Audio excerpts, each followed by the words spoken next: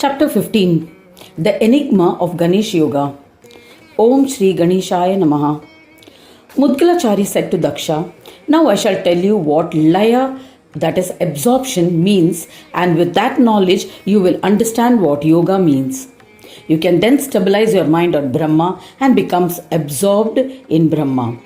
The renowned learned ones have classified laya into four types, namely Nitya, Naimittika, Prakruta, and Sarasatva. So, this means regular, occasional, relating to Prakriti, and relating to Saraswati. Pandits have described Nitya Laya as being of three types: Karma, Akarma, Vikarma. Depending on the karmas performed by the jivas, they die. Thereafter, they are trapped in the cycle of birth and death. This repeated death is Nitya Laya. With every passing moment, the lifespan of a jiva reduces until he finally dies. This is followed by rebirth in a womb and so on. With every moment, life is subject to laya or decay. This cycle continues uninterrupted till it stops when the day of Brahmadeva comes to an end. When the three worlds are absorbed, this is Naimittika Laya. There is no doubt about it. During this Laya, all jivas succumb, whether they have performed auspicious or inauspicious karmas. At that time, during absorption phase, no karmas take place. Hence, they do not have to bear the fruits of auspicious or inauspicious karmas. During this laya, along with all the jivas, the three worlds, along with swargas, also undergo laya. The Pandits say that in that sense, this laya is also Nitya Laya. The end of one day in the life of Brahmadeva is the benchmark. Now I shall describe the Naimittika occasional laya in brief. When the cycle of the four yugas, namely Krita Yuga, Treta Yuga, Dwapara Yuga and Kali Yuga, has taken place 1000 times, one day in the life of Brahma is completed. This is followed by night, and laya takes place then. The omniscient Munis call it the Naimittika Laya. Now I shall tell you about Prakruta Laya, which occurs during the three states. This Laya takes place during the Mahakarana, great causal state. Since Prakriti is the main cause of the creation, this Laya has been called Prakriti Laya. Prakriti is endowed with the three gunas. Jivatmas are classified into three types based on which guna is predominant. If the Sattva guna is predominant, then it is the Sattvic state. The same applies for Rajas and Tamasic gunas. When the three gunas are in equilibrium, it indicates they are laya. At that time, there are no desires and no kriyas are performed. This is a doctrine from Sankhya philosophy. This laya occurs when one is in a state of vairagya or freedom from all worldly desires. Therefore, this laya is individual specific as opposed to the previous two types of laya. This is related to the Vyashti state. The 23 tattvas including Mahat and other principles, excluding Prakriti and Purusha, in the Sthula, Jagrat, that is Sukshma and Sama states, become one with the form of Prakriti, then it is known as Prakruta Laya by the Pandits. This Laya is related to Samashti, which has been brought about by Kala or time. I shall now explain the Saraswata Laya, which is yoga bestowing. When the five Chitta Vrittis tendencies undergo Laya in the Niruddha state, it is known as Saraswata Laya. We can comprehend the various Vishwas with the mind and the faculty of speech. Pandits say that which cannot be experienced by the mind or expressed by speech is asampragnata. Even if the objects are innumerable, if they can be described by speech, then they can be experienced by the mind. The Brahma who resides in the heart is said to be Vani Vihina, cannot be expressed by speech. Yet a yogi's mind experiences it in Samadhi and becomes one with its form and resides there. Speech or Vani is of two types, Vedic and Laukika, worldly. Pandits say that Saraswata Laya occurs when both Vanis vanish, cannot express the accurate meaning. Yato vacho nivartante aprapya manasa saha ananda brahmana vidwan na bibeti kadachanet. Taittiriya Upanishad 2:4-1. Where one has experienced the bliss where the mind and speech do not reach, he does not have any fear. Saraswati Laya is when, through yoga, Saraswati, goddess of speech or knowledge, is subject to Laya, implying that the descriptions made by the Mahavakyas are inadequate. O Lord, you must reside in Chintamani, into whom the five chitta tendencies have been absorbed by yoga sadhana. That is the state of Saraswati Laya. I have revealed the path to attain yoga. This is Mahayoga. O Prajapati, strive to maintain secrecy about this yoga and become a yogi. O Prajapati, do not reveal this yoga to the undeserving. If you do, the one who reveals it will become corrupt. If you impart this knowledge to those who worship Ganesh with Nishkama Bhakti, without desires, it will prove auspicious to you. O Daksha, I shall explain the reason in brief to clarify your doubts. Once, when the embodiment of yoga, Ganesha, was in a playful mood, Siddhi and Buddhi, the forms of Maya, said to him, O Gananayaka, if you wish to play with us, then we shall hide you in different guises. Similar to the game of hide and seek, man will try to seek the true Ganesha from the various forms we create. Your true form will be revealed to mankind by the words in the Vedas and other scriptures.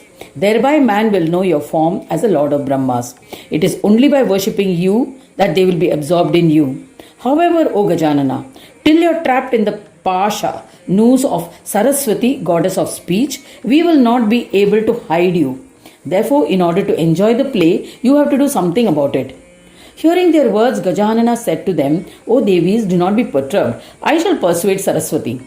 Once I have persuaded her, she will reveal the truth in mysterious words that will create confusion in the minds of the people.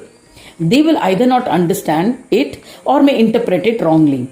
Because of the mysticism, Devas, yogis, seekers of truth and munis will be unable to perceive the truth, and they will stop singing my bhajans with devotion. Vani Saraswati will describe the Brahma accompanied by Siddhi and Buddhi, but will not divulge the yoga bestowing Ganesha.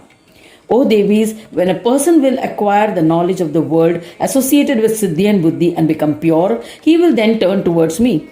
He will understand that Brahma associated with Siddhi bestows Siddhis. But when he tries to reason, he will realize that the Lord of Siddhi is Gananatha. It is said that Brahma associated with Buddhi is beyond the Buddhi. But when one thinks from the scriptural point of view, he will realize that the Lord of Buddhi is Ganesha. In this way, Vani, that is Saraswati, will describe me in three forms, as the Lord of Siddhi, the Lord of Buddhi, and also as Brahma, and Shastras will also concur on this view.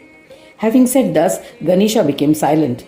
Bhakti became very sad. She bowed to him and said, O Gajanana, you have granted boons to Siddhi and Buddhi, that whoever will worship them will be blessed with success. People will become bereft of bhakti. When one can achieve success using intellect, the importance of bhakti will be lost. I will always be sad. Therefore, O Ganadhyaksha, please protect me and inspire man to be devotional. O Prajapati, hearing Bhakti's plea, Ganadhyaksha, the one who loves devotion, smiled and said to her, O Kalyani, do not lament. Humans, devas, nagas, asuras and others will always be devoted to me. There is no doubt about it. They will worship other devas in every birth. The pleased devas will happily create in them a desire to make offerings to Agni, the sacrificial fire.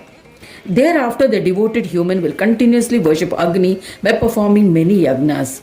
This worship of Agni has resulted in the discoveries of various energies such as hydroelectric, solar, electric, atomic energy, etc. As a result of the grace of Agni, man will become devoted to the Devi.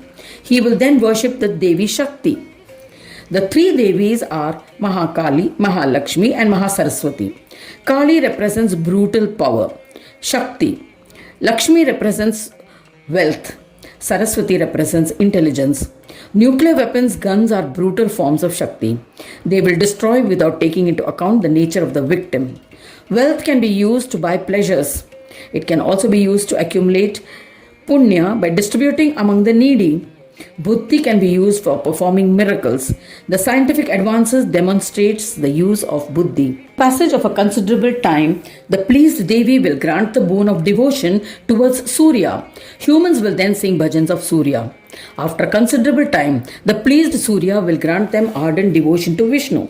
He will worship Vishnu with faith and devotion. The devotee will please Vishnu in due course. The pleased Vishnu will grant a boon of devotion to Shiva. They will sing bhajans of Sadashiva. After the passage of a considerable time, a pleased Shambhu will grant devotion to Ganesha, and they will sing my bhajans. As a result, the human will attain peace and commence yoga sadhana and become one with Brahma. The seeker will continue to sing my bhajans.